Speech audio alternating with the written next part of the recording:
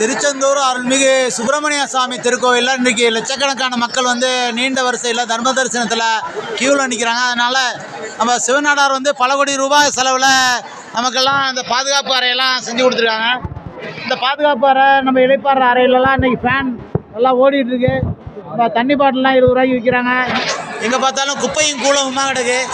இந்த நிலையில் வந்து அரசாங்கம் வந்து பாதுகாப்பு அறையில் நம்மளெல்லாம் உட்கார வச்சு அழகாக அனுப்பாமல் கலெக்டர் வேறு பின்னாடி தான் இருக்கு. ஆமாம் தம்பி, கலெக்டர் வேறு பின்னாடி தான் இருக்காராம். பின்னாடி தான் இருக்காரு.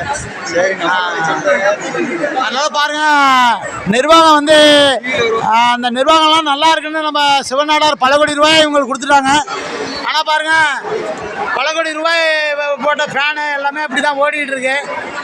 இந்த நேரத்தில் மக்கள் வந்து பாருங்கள், நீண்ட வரிசையில் அப்படி பல நேரம் காத்துட்ருக்காங்க. இந்த நேரத்தில் இவர்கள் பயன்பாட்டில் உள்ள இதில் வந்து இப்போ சமூக விரோதிகள்லாம் தண்ணி பாட்டில் ஊற்றிட்டுருக்காங்க. இதெல்லாம் நம்ம பார்க்குறோம். எல்லாமே முருகன் தாங்க கேட்கலாம். வெற்றிவேல் முருகனுக்கு, வெற்றிவேல் முருகனுக்கு ரோகரா.